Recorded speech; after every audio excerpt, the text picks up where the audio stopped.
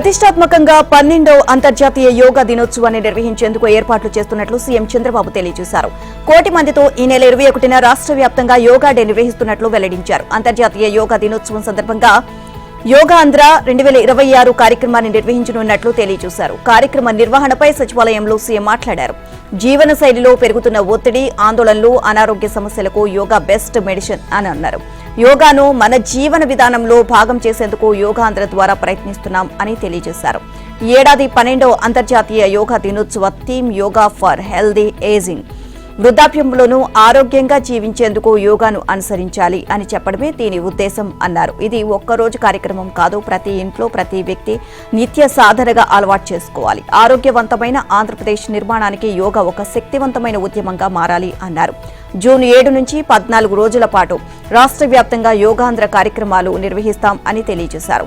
అమరావతిలో జరిగే ప్రధాన కార్యక్రమంలో కృష్ణానది వెస్ట్ బైపాస్ వంతెనపై 25,000 మందితో యోగా నిర్వహిస్తాం అన్నారు. ప్రతి జిల్లాకు ప్రత్యేక థీమ్ నిర్ణయించినట్లు సీఎం తెలియజేశారు. యువత, మహిళలు, విద్యార్థుల్లో యోగా పట్ల ఆసక్తి పెంచేందుకు ప్రత్యేక కార్యక్రమాలు చేపట్టినట్లు సీఎం పేర్కొన్నారు. స్వర్ణాంధ్ర 2047 విజన్లో భాగంగా యోగాను ప్రజారోగ్య ఉద్యమంగా తీర్చిదిద్దుతున్నట్లు వెల్లడించారు.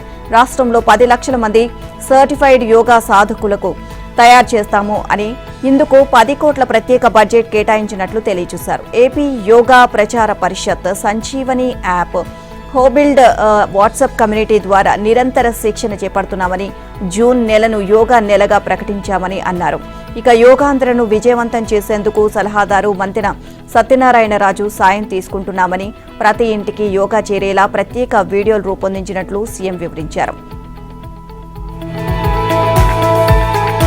ఏపీ కూటమి నేతల సమావేశం నేటి సాయంత్రం జరగనుంది. ఉండవల్లిలోని సీఎం చంద్రబాబు నివాసంలో జరిగే ఈ భేటీకి deputy CM Pawan Kalyan, BJP రాష్ట్ర అధ్యక్షుడు మాధవ్, టీడీపీ రాష్ట్ర అధ్యక్షుడు పల్లా శ్రీనివాసరావు హాజరు కానున్నారు. స్పెషల్ ఇంటెన్సివ్ రివిజన్ సర్ఫపై 3 పార్టీల నడుమ సమన్వయం ఎలా ఉండాలి, కూటమి పాలనకు 2 ఏళ్లు పూర్తి అవుతున్న సందర్భంగా చేపట్టాల్సిన ఉమ్మడి కార్యాచరణ, త్వరలో జరిగే రాజ్యసభ ఎన్నికల్లో సీట్ల సర్దుబాటు వంటి అంశాలపై చర్చించనున్నారు. రాష్ట్రం నుంచి 4 రాజ్యసభ స్థానాలు ఖాళీ అవుతున్నాయి. వాటిలో 1 జనసేనకు ఇవ్వడం ఖాయము అన్న ప్రచారం జరుగుతోంది. ఈసారికి బీజేపీకి కేటాయించడం కుదరదని సీఎం ఇప్పటికే స్పష్టం చేశారు. రాష్ట్ర మంత్రి మండలి సమావేశం ఈ ఉదయం 10 గంటలకు సచివాలయంలో జరగనుంది. ఇక ముఖ్యమంత్రి చంద్రబాబు అధ్యక్షతన జరిగే ఈ సమావేశంలో ఇటీవల జరిగిన 61వ సిఆర్టీ అథారిటీ సమావేశంలో గ్రీన్ సిగ్నల్ ఇచ్చిన పనులకు కేబినెట్ ఆమోదం తెలపనుంది. తెలంగాణపై తనకు అపారమైన ప్రేమ ఉంది. అది 100% భూమి పుత్రులు జాగిరే. దానిని కాదనలేదు. కానీ నువ్వు రాకూడదు, అడుగు పెట్టనివ్వము అంటే ఎలా? తెలంగాణ భారతదేశంలో అంతర్భాగమే కదా అని డిప్యూటీ సీఎం జనసేన అధినేత పవన్ కళ్యాణ్ వ్యాఖ్యానించారు. తాను ఎంతో అభిమానించిన ప్రజా గాయకుడు గద్దర్ ఎన్నడూ ఈ విధంగా మాట్లాడలేదు అని అన్నారు. నిన్న తూళ్లూరులో అమరజీవి పొట్టి శ్రీరాములు విగ్రహానికి నివాళులు అర్పించిన అనంతరం పవన్ కళ్యాణ్ మీడియాతో మాట్లాడారు. తెలంగాణ నేతలు తనను సరిగ్గా అర్థం చేసుకోలేదు అనిపిస్తోంది అని అన్నారు పవన్ కళ్యాణ్. ఇక తెలంగాణలో జనసేన తరపున పోటీ చేసేది అక్కడి భూమి పుత్రులే. Hyderabad is my home. AP నుంచి వెళ్లి అక్కడ ఎవరు ఎన్నికల్లో పోటీ చేయబోరు అన్నారు. ఇక కేటీఆర్తో సోదర బంధం ఉంది. తాము అనేకసార్లు కలిసాం. తనకు తెలిసి ఆయన తప్పుగా మాట్లాడి ఉండరు అని అన్నారు. ఎవరు ఏ వాదనైనా పెట్టుకోండి, కానీ భారతదేశ సమగ్రతను బలహీనపరిచే ఏ విధానాన్నైనా మేం బలంగా ఎదుర్కొంటాం అని అన్నారు. అయినా ఎక్కడైనా ఎంతకాలం ఆపుతారు? ఇది రాజ్యాంగ విరుద్ధం అని పవన్ తెలియజేశారు. 2014 నుంచి 2024 వరకు ఆంధ్రాకు వచ్చి ఎంతో మంది తెలంగాణ కాంట్రాక్టర్లు వర్కులు తీసుకున్నారు. తెలంగాణలో ఎంతో మంది ఆంధ్ర కాంట్రాక్టర్లు వర్కులు చేసుకున్నారు. ఇవన్నీ జరుగుతున్నప్పుడు ప్రజల మధ్య ద్వేషం దేనికి? తమ పార్టీ నాయకులు అడిగితే తెలంగాణకు వెళ్లాను. పుష్కర కాలం తర్వాత అంత ద్వేషం ఉండదు అని అనుకున్నాను. తెలంగాణలో కాంగ్రెస్ ప్రభుత్వం పనిగట్టుకుని చేసిందని నేను అనుకోవడం లేదు. ఈ అంశం సీఎం రేవంత్ రెడ్డి దృష్టిలో లేదు అని అనుకుంటున్నారు అని అన్నారు. ఏపీ ఉప ముఖ్యమంత్రి పవన్ కళ్యాణ్ పై తెలంగాణ నేతలు చేసిన వ్యాఖ్యలు సరికాదని సీఎం చంద్రబాబు అన్నారు. ఏది పడితే అది మాట్లాడి లేనిపోని సమస్యలు సృష్టించడం తగదు అన్నారు. తెలంగాణలో పవన్ సభకు అనుమతి ఇవ్వకపోవడం, ఆయనపై తెలంగాణ నాయకులు విమర్శలు చేయడంపై సీఎం స్పందించారు. విభజన జరిగి 12 ఏళ్లయిందని, ఇప్పుడు కొందరు తెలంగాణ నాయకులు విద్వేషాలు రెచ్చగొట్టాలి అనుకుంటే సాధ్యం కాదు అని అన్నారు. ఏ ప్రాంతానికి ఎవరేం చేశారో ప్రజలకు బాగా తెలుసు అని చంద్రబాబు వ్యాఖ్యానించారు. తాను తమిళనాడులో ఎన్నికల ప్రచారానికి వెళ్లానని, అక్కడికి ప్రస్తుత కర్ణాటక సీఎం డీకే శివకుమార్ కూడా వచ్చారని, ఎవరు ఎవరిని నియంత్రించలేరు అని అన్నారు. తెలంగాణలో కాంగ్రెస్ పార్టీతో పాటు బీఆర్ఎస్ ఉంది. ఇక బీఆర్ఎస్ కూడా నేషనల్ పార్టీనే కదా. ఏపీలో శాఖలు కూడా పెట్టారు. మరి ఇప్పుడు ఎందుకు ఇలా మాట్లాడుతున్నారో అర్థం కావడం లేదు అన్నారు సీఎం చంద్రబాబు. అమెరికా, ఆస్ట్రేలియా, యూకేలో తెలుగువారు రాజ్యాంగ పదవుల్లో ఉన్నారు. అక్కడ ఉండే రాజ్యాంగం ప్రకారం పనిచేస్తున్నారు. అభివృద్ధి, ప్రజాసేవలో పోటీ పడాలి. ప్రజలకు మెరుగైన సేవలు అందించాలి. ప్రజలకు మంచి చేయడంలో పోటీ పడాలి. కానీ ప్రజల మధ్య విభేదాలు తేవడం సరికాదు. రెండు ప్రాంతాల్లోనూ అభివృద్ధి జరగాలి. అనవసరంగా వివాదాలు సృష్టించడం ఎవరికి మంచిది కాదు అని సీఎం చంద్రబాబు తెలియజేశారు. పోలవరం ప్రాజెక్టుకు సొబగులు అద్ది టూరిజం హబ్ గా తయారు చేయాలని జలవనరుల శాఖను మంత్రి నిమ్మల రామానాయుడు ఆదేశించారు. వెలగపూడి సచివాలయంలో నిన్న జలవనరుల శాఖ ప్రత్యేక ప్రధాన కార్యదర్శి శశిభూషణ్ కుమార్, సలహాదారు ఎం వెంకటేశ్వరరావు, ఈఎన్సీ నరసింహమూర్తి తదితరులతో నిమ్మల సమీక్షించారు. 2027లో గోదావరి పుష్కరాలలో ప్రధాన డ్యాం పనులన్నీ పూర్తి కావాలని అధికారులకు మంత్రి స్పష్టం చేశారు.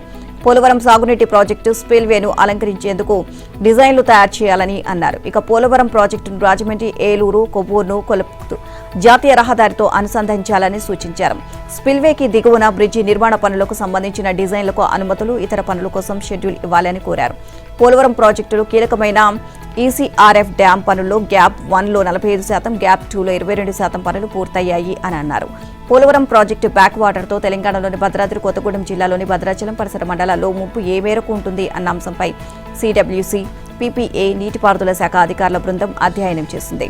Polavaram project authority CEO Sanjeev Ora, member secretary Raghuram, CE planning and designing Ramesh, director Satish, deputy director Praveen, Ravi, Telangana నీటిపారుదల శాఖ భద్రాచలం ఈఈఈ ఎస్కే జానీ తదితర అధికారులతో కూడిన బృందం క్షేత్రస్థాయిలో పర్యటించింది.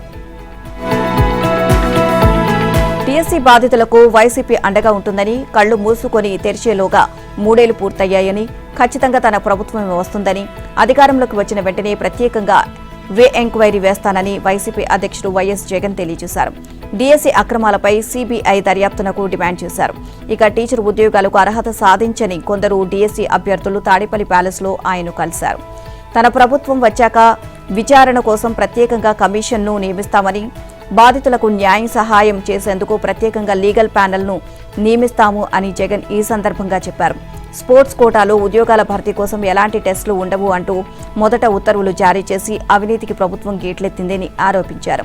ఉద్యోగాల భర్తీ జరిగాక స్పోర్ట్స్ కోటా అభ్యర్థులు కూడా పరీక్షలు రాయాలంటూ జీవో ఇచ్చారని అన్నారు. 2019లో తాను అధికార పగ్గాలు చేపట్టాక గాంధీ జయంతి నాటికి 1,20,000 గ్రామ సచివాలయ ఉద్యోగాలను పారదర్శకంగా భర్తీ చేశానని, ఎక్కడా ఒక్క ఆరోపణ కూడా రాలేదు అని అన్నారు. కానీ కేవలం 16,000 ఉపాధ్యాయ ఉద్యోగాల భర్తీలో అక్రమాలు జరిగాయని, పోస్టులు అమ్ముకున్నారు అని ఆరోపించారు. టీఎస్సీలో అక్రమాలు జరిగాయని ఏ ఆత్మ చెప్పింది అని వైసీపీ నేతలను హోంమంత్రి అనిత ప్రశ్నించారు. 9 నెలల తర్వాత విష ప్రచారం మొదలుపెట్టారని మండిపడ్డారు. బ్రిడ్జి స్పోర్ట్స్ ను కేంద్రం ఆథరైజ్డ్ చేసింది అని, అయితే ఆ కోటాలో ఎవరికి ఉద్యోగం ఇవ్వలేదు అని తెలియజేశారు. ఇక పేకాట ఆడినోళ్లకి టీచర్ ఉద్యోగం ఇస్తారా అని బీకాంలో ఫిజిక్స్, కెమిస్ట్రీ చదువుకున్న నేతలు ప్రశ్నిస్తున్నారు. వాళ్ళ హయాంలో ఉపాధ్యాయ వృత్తిలో ఉన్న వారిని మద్యం దుకాణాల ముందు నిలబెట్టిన విషయం మర్చిపోయారా అని నిలదీశారు. ఇక బట్ట కాల్చి ముఖాన వేస్తే తుడుచుకునే పరిస్థితుల్లో లేం.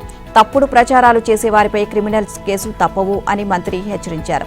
డీఎస్సీ 2025ను అత్యంత పారదర్శకంగా నిర్వహించామని తెలియజేశారు. ఇక వైసీపీ ప్రభుత్వం కనీసం ఒక్క డీఎస్సీని కూడా నిర్వహించలేదు అని విమర్శించారు.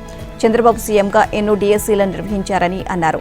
రాష్ట్రంలో సుమారు 3.11 లక్షల మంది ప్రభుత్వ ఉపాధ్యాయులు ఉంటే వారిలో దాదాపు 2 లక్షల మంది ఉపాధ్యాయులు ఆయన హయాంలోనే ఉద్యోగాలు సాధించారని తెలియజేశారు. ఇక తాను కూడా 2001లో డీఎస్సీ ద్వారానే ఉపాధ్యాయురాలుగా ఉద్యోగ జీవితాన్ని ప్రారంభించానని, 12 ఏళ్ల తర్వాత రాజీనామా చేసి రాజకీయాల్లోకి వచ్చాను అని అన్నారు. ఇక డీఎస్సీ నోటిఫికేషన్, ఎంపిక ప్రక్రియ, పోస్టింగ్ ఎలా జరుగుతాయో తనకు తెలుసు అన్నారు. ఎక్కడా అవినీతికి తావు లేదు. డీఎస్సీ 2025ను 240 కేసులకు పైగా దాటుకుని 148 రోజుల్లోని రికార్డు స్థాయిలో 16,347 పోస్టుల భర్తీకి ప్రభుత్వం ప్రక్రియను ప్రారంభించింది అన్నారు. ఉపాధ్యాయ అర్హత పరీక్ష టెట్ను త్వరలో నిర్వహించాలని పాఠశాల విద్యాశాఖ నిర్ణయించింది. సర్వీస్లో ఉన్న ఉపాధ్యాయులకు కూడా టెట్ తప్పనిసరి కావడంతో ఈసారి టెట్ కీలకంగా మారనుంది. ఈ నేపథ్యంలో దీని నిర్వహణకు సంబంధించిన షెడ్యూల్పై పాఠశాల విద్యాశాఖ ఇవాళ నిర్ణయం తీసుకోనుంది అని అధికార వర్గాలు వెల్లడించాయి. జాబ్ క్యాలెండర్ ప్రకారం అక్టోబర్లో డిఎస్సీ నోటిఫికేషన్ వెలువడుతుంది. ఇక దీంతో కొత్తగా బీఈడీ, డీఈడీ చదివిన వారి కోసం కూడా టెట్ నిర్వహించాల్సిన అవసరం ఉంది. అయితే ఈసారి ఇన్ సర్వీస్ టీచర్లు కూడా టెట్ రాసేందుకు సిద్ధమవుతూ ఉండడం ప్రాధాన్యతను సంతరించుకుంది. సాధారణంగా టెట్ నోటిఫికేషన్ కోసం నిరుద్యోగులు ఎదురుచూస్తూ ఉంటారు. కానీ ఈసారి ఉపాధ్యాయులే దీనికోసం ఎదురుచూస్తున్నారు. గతేడాది సుప్రీంకోర్టు ఇచ్చిన కీలక తీర్పే ఇందుకు కారణం. టెట్ అర్హత లేకుండా ఉపాధ్యాయులుగా కొనసాగుతున్న వారంతా 2 ఏళ్లలో టెట్ రాసి అర్హత సాధించాలని సుప్రీంకోర్టు స్పష్టం చేసింది. అప్పటి నుంచి దీనిపై దేశవ్యాప్తంగా ఆందోళనలు జరుగుతున్నాయి. కాగా ఇటీవల దీనిపై ఓ రివ్యూ పిటిషన్ విచారించిన సుప్రీం అర్హతకు మరో ఏడాది గడువు పెంచింది. కానీ మినహాయింపు మాత్రం ఇవ్వలేదు. ఏటా 2 సార్లు టెట్ నిర్వహించాలని సుప్రీంకోర్టు రాష్ట్రాలను ఆదేశించింది. రాష్ట్రంలో 2011కు ముందు టీచర్ ఉద్యోగాలు పొందిన వారికి టెట్ లేదు. అలాంటి వారు దాదాపు 1,00,000 మంది ఉన్నారు. సుప్రీం తీర్పు నేపథ్యంలో గతేడాది డిసెంబర్లో టెట్ నిర్వహించారు. ఇందులో తొలిసారి ఇన్ సర్వీస్ టీచర్లకు టెట్ రాసే అవకాశం కల్పించగా 15,239 మంది అర్హత సాధించారు. టెట్ నుంచి మినహాయింపు లభిస్తుంది అనే ఆశతో చాలా మంది టీచర్లు టెట్ రాయలేదు. కానీ ఇప్పుడు రివ్యూ పిటిషన్లోనూ మినహాయింపు దక్కకపోవడంతో ఈసారి ఎక్కువ మంది టీచర్లు టెట్ రాసే అవకాశం ఉంది. విద్యార్థులకు మళ్లీ సర్టిఫికేట్ల కష్టాలు మొదలయ్యాయి. 2025-26 విద్యా సంవత్సరం ముగిసిన నేపథ్యంలో సర్టిఫికేట్ల కోసం వెళ్తున్న విద్యార్థులకు యాజమాన్యాలు మొండి చేయి చూపిస్తున్నాయి. ప్రభుత్వం భారీగా ఫీజు రీయింబర్స్మెంట్ బకాయిలు పెట్టడంతో ఫీజులు కట్టి సర్టిఫికేట్లు తీసుకోవాలని స్పష్టం చేస్తున్నాయి. ఇక దీంతో విద్యార్థులు ఎంటెక్, ఇతర ఉన్నత విద్యా కోర్సులు చేరాలి అన్నా లేదా ఉద్యోగాల్లో చేరాలన్నా ఇబ్బందులు తలెత్తుతున్నాయి. విదేశీ విద్య కోసం వెళ్లే విద్యార్థులకు ఫీజులు తిప్పలు మరింతగా పెరుగుతున్నాయి. సకాలంలో అన్ని సర్టిఫికేట్లు సమర్పించిపోతే విదేశాల్లో అడ్మిషన్లు కోల్పోయే ప్రమాదం ఉంది. దీనిపై విద్యార్థులు, వారి తల్లిదండ్రులు ఆందోళన వ్యక్తం చేస్తున్నారు. ఇక ఫీజు రీయింబర్స్మెంట్ బకాయిలు భారీగా పెరిగిపోయాయి. జగన్ హయాంలో చివరి ఏడాది 2023-24 విద్యా సంవత్సరంలో 3 క్వార్టర్ల ఫీజులు సుమారు 2,000 కోట్ల పెండింగ్లో ఉన్నాయి. ఇక కూటమి సర్కారు వచ్చిన తర్వాత తొలి ఏడాది 2024-25కు చెందిన ఫీజులను పూర్తిగా చెల్లించారు. కానీ 2025-26లో 4 క్వార్టర్ల ఫీజులు పెండింగ్ పెట్టారు. కేంద్ర ప్రభుత్వ వాటా రావడంతో ఎస్సీ, ఎస్టీ విద్యార్థులకు చెందిన సుమారు 500 కోట్ల ఫీజులు మాత్రమే చెల్లించారు. ఇతర విద్యార్థులకు చెందిన సుమారు 2,000 కోట్లు పెండింగ్లో ఉన్నాయి. మొత్తంగా 4,000 కోట్లకు పైగా బకాయిలు ఉన్నాయి. దీంతో తాజాగా ఇంజనీరింగ్ పూర్తి చేసిన విద్యార్థులు ఇబ్బందులు ఎదుర్కొంటున్నారు. ఇటీవల ఫైనల్ ఇయర్ ఫలితాలు వచ్చాయి. యూనివర్సిటీలు దశల వారీగా సర్టిఫికేట్లు విడుదల చేస్తున్నాయి. అయితే ప్రభుత్వం భారీగా ఫీజులు పెండింగ్ పెట్టినందున ఫీజులు కడితే సర్టిఫికేట్లు ఇస్తామని కాలేజీలు స్పష్టం చేస్తున్నాయి. చిన్న ఔటుపల్లి, గొల్లపూడి, కాజా వరకు విజయవాడ వెస్ట్ బైపాస్ రహదారి నిర్మాణం డిజైన్లో లోపాలు ఉన్నాయని రాష్ట్ర మౌలిక సదుపాయాల కల్పనా శాఖ అంగీకరించింది. కూటమి ప్రభుత్వం ఏర్పడి 2 ఏళ్లైన సందర్భంగా రాష్ట్రంలో చేపడుతున్న మౌలిక సదుపాయాల కల్పన, అభివృద్ధిపై ప్రభుత్వ ప్రత్యేక ప్రధాన కార్యదర్శి MT Krishnababu, AP aviation corporation MD Praveen Aditya, fiber net MD Geetanjali శర్మతో కలిసి మంత్రి బీసీ జనార్దన్ రెడ్డి సచివాలయంలో సమావేశమయ్యారు. రాష్ట్ర ప్రభుత్వం పూర్తి చేసిన వెస్ట్ బైపాస్ కాజా ప్రారంభంలో విజయవాడ వైపునకు వెళ్లడంలో ఎదురయ్యే గందరగోళం, సర్వీస్ రోడ్డును తొలగించడంలో వంటి అవస్థల కారణంగా రోజు ప్రమాదాలు జరగడం వంటి అంశాలు ప్రస్తావనకు వచ్చాయి. వెస్ట్ బైపాస్ డివిజన్లోనే లోపాలు ఉన్నాయి. అందుకే వాటిని సరిదిద్దే కార్యాచరణను చేపట్టామని మంత్రి తెలియజేశారు. నిరంతరాయంగా వాహనాలు వెళ్లేలా బైపాస్ కాజా ముగింపు వద్ద ఫ్లైఓవర్ను నిర్మించాలని నిర్ణయించాం అని కృష్ణబాబు స్పందించారు. ఇంకా ఫైబర్ నెట్ ప్రసారాల్లో జగన్ను ముఖ్యమంత్రిగా చూపడంపై అధికారులు సహేతుకమైన సమాధానం చెప్పలేకపోయారు. ఇక కొత్త సెటప్ బాక్సుల్లో సాఫ్ట్వేర్ను మార్చామని, కొన్ని బాక్సులను సస్పెండ్ చేశామని, వాటిలో సాఫ్ట్వేర్ మార్చకపోవడం వల్ల ఫైబర్ నెట్ ప్రసారాల్లో జగన్ కనిపించారని ఎండీ గీతాంజలి శర్మ వెల్లడించారు. ఈ తప్పును సరిదిద్దుతాము అని అన్నారు. మంత్రి జనార్దన్ రెడ్డి జోక్యం చేసుకుంటూ ఇలాంటి తప్పులు పునరావృతం కాకుండా జాగ్రత్తలు తీసుకోవాలని సూచించారు. భారత్ నెట్ 2 కింద 2,000 కోట్లతో ఫైబర్ నెట్ ప్రసారాలు నాణ్యత కోసం టెండర్లను పిలిచామని గీతాంజలి శర్మ వెల్లడించారు. సీఎం రేవంత్ రెడ్డి సొంత జిల్లా ఆయన ఉమ్మడి పాలమూరులో ఆయన 2 రోజుల పర్యటన ఖరారైంది. బెంగళూరు నుంచి ఇవాళ హైదరాబాద్ చేరుకునున్న ముఖ్యమంత్రి మధ్యాహ్నం 3 గంటలకు పాలమూరు పర్యటనకు బయలుదేరనున్నారు. మొదటి రోజు తన సొంత నియోజకవర్గానికి నీరందించి నారాయణపేట జిల్లాలోని మక్తల్, నారాయణపేట, కొడంగల్ ఎత్తిపోతల పథకం పనులను పరిశీలిస్తారు. ఇక అనంతరం గద్వాల జిల్లాలోని గుడ్డెందొడ్డి రిజర్వాయర్ను సందర్శిస్తారు. జూరాల విస్తరణ ప్రణాళికలను సమీక్షిస్తారు. ఈ 2 ప్రాంతాల మధ్యలో కోయిల్ సాగర్, జూరాల, కృష్ణా, భీమా, ఇక నదులపై తాజాగా ప్రతిపాదిస్తున్న బ్యారేజీల ప్రాంతాలను ఏరియల్ వ్యూ ద్వారా పరిశీలిస్తారు. అనంతరం నాగర్ కర్నూలు జిల్లా కొల్లాపూర్ మండలం సోమశిలకు చేరుకుని అక్కడే ఉమ్మడి జిల్లా ప్రాజెక్టులపై సమీక్ష నిర్వహించి రాత్రి బస చేస్తారు. రెండో రోజు ఉదయం నార్లాపూర్ వద్ద పాలమూరు రంగారెడ్డి ఎత్తిపోతల పథకం హెడ్ రెగ్యులేటర్, పంప్ హౌస్, కాలువల పనులు, కల్వకుర్తి పంప్ హౌస్ ను పరిశీలిస్తారు. ఇక అక్కడి నుంచి ఏరియల్ వ్యూ ద్వారా ఏదుల రిజర్వాయర్ ను పరిశీలిస్తారు. తర్వాత వట్టెం రిజర్వాయర్ ను చేరుకుని అక్కడి పనులను సమీక్షించి మహబూబ్ నగర్ జిల్లా బోధ్పూర్ మండలంలోని కరివేన రిజర్వాయర్ ను సందర్శిస్తారు. ఇక్కడ మీడియా సమావేశం నిర్వహిస్తారు. అనంతరం జడ్చెల మండలంలోని ఉద్దండాపూర్ రిజర్వాయర్ ను సందర్శించి అక్కడ ఏర్పాటు చేసే బహిరంగ సభలో ప్రసంగించి రోడ్డు మార్గం ద్వారా హైదరాబాద్ కు బయలుదేరతారు. 2 రోజుల పాటు సీఎం పర్యటన అధికంగా హెలికాప్టర్ ద్వారానే సాగనుంది. ఇక పోలీసులు భారీ బందోబస్తును ఏర్పాటు చేస్తున్నారు. ప్రపంచ స్థాయి మెడికల్ టూరిజం కేంద్రంగా హైదరాబాద్ ను తీర్చిదిద్దేందుకు ప్రత్యేక చర్యలు తీసుకుంటున్నాము అని ముఖ్యమంత్రి రేవంత్ రెడ్డి తెలియజేశారు. తక్కువ ఖర్చుతో అత్యుత్తమ వైద్య సేవలు అందుబాటులో ఉండడంతో పశ్చిమాసియా దేశాలతో పాటు అనేక దేశాల ప్రజలు హైదరాబాద్ వస్తున్నారని తెలియజేశారు. ఇక అత్యాధునిక ఆసుపత్రులు, నిపుణులైన వైద్యులు, మెరుగైన ఆరోగ్య మౌలిక వసతుల తెలంగాణకు ప్రత్యేక గుర్తింపు తెచ్చిపెట్టాయని చెప్పారు. నిన్న సీఎం రేవంత్ తో దక్షిణాఫ్రికా ఉపాధ్యక్షుడు పాల్ మషాటీలే, జర్మనీ దేశం తురింగియా రాష్ట్ర ముఖ్యమంత్రి మారియో వోయిట్ నేతృత్వంలోని ప్రతినిధి బృందాలు సమావేశమయ్యాయి. ఈ భేటీలో విద్య, వైద్యం, పరిశ్రమలు, పెట్టుబడులు, స్టార్టప్లు, నైపుణ్య అభివృద్ధి, సెమీ కండక్టర్లు, మెడికల్ టూరిజం రంగాల్లో సహకార విస్తరణపై కీలక చర్చలు జరిగాయి. తురింగియా రాష్ట్ర ప్రభుత్వం మధ్య అవగాహన ఒప్పందం కుదిరింది. ఈ సమావేశాలు రాష్ట్రానికి అంతర్జాతీయ స్థాయిలో పెరుగుతున్న ప్రాధాన్యాన్ని చాటాయి. ఇక ముందుగా దక్షిణాఫ్రికా బృందంతో చర్చించిన సీఎం తెలంగాణ, ముఖ్యంగా హైదరాబాద్ ప్రత్యేకతలను వివరించారు. ఐటీ, ఫార్మా, రక్షణ, ఏరోస్పేస్ వంటి రంగాలకు నైపుణ్య మానవ వనరులను తయారు చేసి ప్రపంచానికి అందించేలా హైదరాబాద్ అభివృద్ధి చెందింది అన్నారు. విద్యా సంస్థలు, విశ్వవిద్యాలయాలు, పరిశోధనా కేంద్రాలు హైదరాబాద్ ను నాలెడ్జ్ సిటీగా మార్చాయి అన్నారు. ఇక 30,000 ఎకరాల్లో నిర్మిస్తున్న భారత్ ఫ్యూచర్ సిటీ ప్రాజెక్టు గురించి కూడా వివరించారు. తెలంగాణ రైజింగ్ గ్లోబల్ సమ్మిట్ 2025 భారీ విజయం సాధించింది అని, ప్రపంచవ్యాప్తంగా ఉన్న పారిశ్రామికవేత్తలు, పెట్టుబడిదారులు, దౌత్యవేత్తలు పాల్గొనడంతో కొత్త పెట్టుబడి అవకాశాలు లభించాయని తెలియజేశారు. తెలంగాణలో పెంచిన భూముల మార్కెట్ విలువలు రేపటి నుంచి అమలులోకి రానున్నాయి. రాష్ట్ర వ్యాప్తంగా భూముల విలువలను సవరించాలి అని, కొన్ని ప్రాంతాల్లో హేతుబద్ధీకరించాలని మంత్రివర్గం తీసుకునే నిర్ణయం మేరకు సవరించిన విలువలను ఈ నెల 5 నుంచి అమలు చేస్తున్నట్లు రెవెన్యూ మంత్రి పొంగులేటి శ్రీనివాసరెడ్డి తెలియజేశారు. సీఎం రేవంత్ రెడ్డి ఆలోచనల మేరకు ఆర్థిక నిపుణుడు అరవింద్ సుబ్రహ్మణ్యం ఇచ్చిన నివేదిక ప్రకారం విస్తృత అధ్యయనం తర్వాత ఈ నిర్ణయం తీసుకున్నట్లు వెల్లడించారు. ఇక ప్రాంతాల వారీగా భూముల మార్కెట్ పరిస్థితులు, రిజిస్ట్రేషన్లు, బహిరంగ మార్కెట్ ధరలు, ప్రభుత్వ విలువలకు మధ్య ఉన్న వ్యత్యాసాలను పరిశీలించి శాస్త్రీయంగా కొత్త విలువలను నిర్ణయించినట్లు మంత్రి ఓ ప్రకటనలో తెలియజేశారు.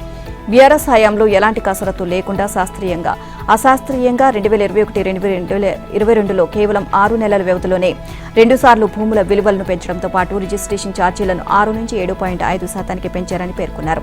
కేవలం శాతాల ఆధారంగా భూముల విలువలను నిర్ధారించారని, పట్టికల ప్రకారం చేయడం వల్ల కొన్ని ప్రాంతాల్లో మార్కెట్ విలువల కంటే చాలా తక్కువగా, మరికొన్ని ప్రాంతాల్లో అధిక విలువలు నిర్ణయించారని తెలియజేశారు. రాష్ట్రంలో భూములు, ఓపెన్ ప్లాట్లు, అపార్ట్మెంట్లు బహిరంగ మార్కెట్ విలువలకు, రిజిస్ట్రేషన్ విలువలకు మధ్య ఉన్న వ్యత్యాసాన్ని తగ్గించేందుకు ప్రభుత్వం హేతుబద్ధీకరణ చేపట్టనుంది. రాజధాని హైదరాబాద్తో సహా రాష్ట్ర వ్యాప్తంగా విలువలను సవరించేందుకు సిద్ధమైంది. విశ్వసనీయ వర్గాల సమాచారం ప్రకారం ఓఆర్ఆర్ పరిసర ప్రాంతాల్లో భూముల మార్కెట్ విలువలు, ఓపెన్ ప్లాట్లు, అపార్ట్మెంట్లు విలువలు దాదాపు రెట్టింపు కానున్నాయి. తుక్కుగూడ, రావిర్యాల, కొల్లూరు, మోకిల, శంకర్పల్లి, ముత్తంగి, కీసర తదితర అన్ని ప్రాంతాల్లో 80% నుంచి 100% వరకు విలువలు పెరగనున్నాయి. ఇక ఓఆర్ఆర్, RRR మధ్య ప్రాంతాల్లోనూ ఇదే స్థాయిలో మార్కెట్ విలువలను సవరిస్తున్నట్లు తెలియజేస్తుంది. హైదరాబాద్ నగరంలో పాతబస్తీ, మురికివాడలు ఉన్న చోట్ల స్వల్పంగా పెంచగా మరికొన్ని చోట్ల 50 నుంచి 75% వరకు పెంచుతున్నారు. ఇక ఫ్యూచర్ సిటీ పరిధిలో 25 నుంచి 50% వరకు విలువలు పెరగనున్నాయి. జనసేన పార్టీ అధినేత పవన్ కళ్యాణ్ ఒక సోదరుడిగా తన ఇంటికి వస్తే ఆదరించి బిర్యానీ పెడతామని, అంతేగాని తెలంగాణ సచివాలయంలో కూర్చొని పెత్తనం చేస్తామంటే మాత్రం ఊరుకోబోమని బీఆర్ఎస్ వర్కింగ్ ప్రెసిడెంట్ కేటీఆర్ స్పష్టం చేశారు. ఆంధ్రప్రదేశ్ ఉప ముఖ్యమంత్రిగా ఆయన గౌరవిస్తామని, సినీ నటుడిగా అభిమానిస్తామని తెలియజేశారు.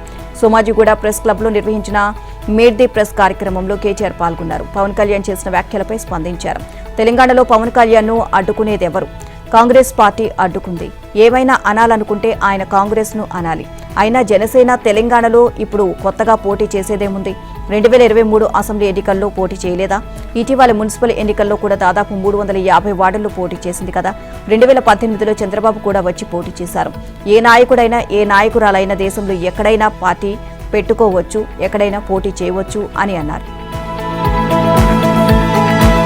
క్యాన్సర్, ఇతర అరుదైన రోగాలను నయం చేసే బయోలాజిక్స్, వ్యాక్సిన్లు, సెల్ అండ్ జీన్ థెరపీ వంటి అత్యంత అధునాతన వైద్య పరిశోధనలకు ప్రధాన కేంద్రంగా హైదరాబాద్ను తీర్చిదిద్దేందుకు ప్రణాళికాబద్ధంగా కృషి చేస్తున్నామని ఐటీ, పరిశ్రమల శాఖ మంత్రి దుద్దిళ్ల శ్రీధర్ బాబు తెలియజేశారు. సంగారెడ్డి జిల్లా హత్నూరా మండలం బోరబట్ల గ్రామంలో 1200 కోట్లతో ఏర్పాటు చేసిన థెరానియం బయోలాజిక్స్ ఉత్పత్తి కేంద్రాన్ని మంత్రి దామోదర రాజనరసింహతో కలిసి ఆయన ప్రారంభించారు. రాష్ట్రంలో యాసంగి ధాన్యం సేకరణ రికార్డు స్థాయిలో జరుగుతున్నది పౌర సరఫరాల శాఖ మంత్రి ఉత్తమ్ కుమార్ రెడ్డి తెలియజేశారు. మరో 10 నుంచి 12 రోజుల పాటు కొనుగోలు కేంద్రాలకు ధాన్యం వచ్చే అవకాశం ఉన్న నేపథ్యంలో ఈ నెల 15వ తేదీ వరకు ధాన్యం కొనుగోలు చేపట్టనున్నట్లు చెప్పారు. నిజామాబాద్, నిర్మల్, నాగర్ కర్నూలు, వనపర్తి, నిజామాబాద్ జిల్లాలో ధాన్యం నిల్వలు ఇప్పటికే అధికంగా ఉన్నందున ఆ జిల్లాలపై ప్రత్యేక దృష్టి పెట్టాలని అధికారులకు సూచించారు. ఇక పౌర సరఫరాల శాఖ commission Stephen Ravindra, director Shyamprasad Lal, ఇతర అధికారులతో ధాన్యం కొనుగోళ్లపై హైదరాబాద్లో ఆయన సమీక్ష నిర్వహించారు. యాసంగిలో ఇప్పటి వరకు 70 లక్షల మెట్రిక్ టన్నుల ధాన్యం కొనుగోలు చేసినట్లు ఉత్తమ్ వెల్లడించారు. మరో 4.95 లక్షల మెట్రిక్ టన్నుల ధాన్యం కొనుగోలు కేంద్రాలు ఉందని తెలియజేశారు. తిరుమల లడ్డూ ప్రసాదం తయారీలో కల్తీని సరఫరా చేసి వేల కోట్ల రూపాయలు కొలగొట్టారు అన్న ఆరోపణలపై మనీ లాండరింగ్ కోణంలో దర్యాప్తు ప్రారంభించిన ఎన్ఫోర్స్మెంట్ డైరెక్టరేట్ ఈడీ దేశవ్యాప్తంగా 15 కోట్ల సోదాలు నిర్వహించింది. నెయ్యి సరఫరా చేసిన డైరీలు, ఆయా సంస్థల యజమానులు, వ్యాపారుల ఇళ్లు, కంపెనీల్లో సోదాలు నిర్వహించినట్లు హైదరాబాద్ ఈడీ అధికారులు వెల్లడించారు. ఈ సందర్భంగా 60 లక్షల నగదును సీజ్ చేశారు. అలాగే కల్తీ నెయ్యి సరఫరా ద్వారా వచ్చిన కోట్లాది రూపాయలతో స్థిరాస్తులు కొన్నట్లు ఈడీ విచారణలో వెల్లడైంది. అలా కూడబెట్టిన 45 కోట్ల ఆస్తులను గుర్తించారు. అవన్నీ వారి కుటుంబ సభ్యుల పేరిట ఉన్నాయి అని ఈడీ అధికారులు తెలియజేశారు. డీకే శివకుమార్ అనే నేను అంటూ కర్ణాటక రాష్ట్ర 25వ ముఖ్యమంత్రిగా దొడ్డ ఆలనహళ్లి కేంపేడి గౌడ డీకే శివకుమార్ ప్రమాణ స్వీకారం చేశారు. ఇక బెంగళూరులోని లోక్ భవన్లో గవర్నర్ తావర్ చంద్ గెహ్లట్ డీకేతో ప్రమాణ స్వీకారం చేయించారు. నిన్న సాయంత్రం 3 గంటల 50 నిమిషాలకు డీకే లోక్ భవన్ కు చేరుకున్నారు. అభిమానులు, తాజా మాజీ మంత్రులు, పార్టీ ముఖ్యులు ఆయనకు ఘన స్వాగతం పలికారు. వేదికపైకి చేరుకున్న ఆయన తాను నమ్మిన నొణ వినకెరే కాడు సిద్ధేశ్వర మఠాధిపతి వీర గంగాధర అజ్జయ్య చిత్రపటానికి పుష్పాంజలి ఘటించారు. అనంతరం గవర్నర్ ధావర్ చంద్ డీకేతో ప్రమాణం చేయించారు. ఇక రాజ్యాంగాన్ని పట్టుకుని డీకే శివకుమార్ అను నేను అంటూ వీర గంగాధర అజ్జయ్య పేరిట ప్రమాణం చేశారు. ఆ వెంటనే సీనియర్ నేత పరమేశ్వర్ కూడా ప్రమాణం చేశారు.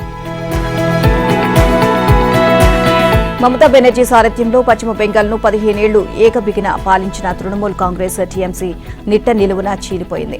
58 మంది ఎమ్మెల్యేల తిరుగుబాటుతో ఆ పార్టీ మమతా చేతుల్లో నుంచి జారిపోయే ప్రమాదం ఏర్పడింది. మహారాష్ట్రలో శివసేనను ఉద్దవ్ ఠాక్రే నుంచి ఏక్నాథ్ షిండే, ఎన్సీపీని శరద్ పవార్ నుంచి అజిత్ పవార్ కైవసం చేసుకున్నట్లే తృణమూల్ను కూడా బహిష్కృత ఎమ్మెల్యే రితబ్రత బెనర్జీ చేజిక్కించుకునే సూచనలు ప్రస్ఫుటంగా కనిపిస్తున్నాయి. మమత నియమించిన శోభన్ దేవ్ను కాదని రితబ్రత్ను అసెంబ్లీలో ప్రతిపక్ష నేతగా గుర్తించాలి అంటూ 58 మంది టీఎంసీ ఎమ్మెల్యేలు స్పీకర్ రతీంద్ర బోస్కు లేఖ రాశారు. ఆ లేఖను రితబ్రత, మరో బహిష్కృత ఎమ్మెల్యే సందీపన్ సాహా ఆయనకు స్వయంగా సమర్పించారు. ఉపనేతలుగా జావేద్ ఖాన్, సందీపన్ స్వాహా, ఇక పిఊలి సాహా, సబీనా యాస్మిన్లను అక్బరుజామాన్ను చీఫ్ విప్గా ఎన్నుకున్నట్లు సభాపతికి రాసిన లేఖలో పేర్కొన్నారు. స్పీకర్ను సీఎం సువేందు అధికారిని కలిసినందుకు రితబ్రత, సాహాను మమత గత సోమవారం పార్టీ నుంచి బహిష్కరించారు. దేశ రాజధాని ఢిల్లీలో ఘోర అగ్ని ప్రమాదం జరిగింది. దక్షిణ ఢిల్లీలోని మాలవీయ నగర్ ప్రాంతంలో ఫ్లోరిష్ స్టే హోటల్లో భారీగా మంటలు చెలరేగి 21 మంది అగ్నికి ఆహుతయ్యారు. అందులో వైద్యం కోసం ఢిల్లీకి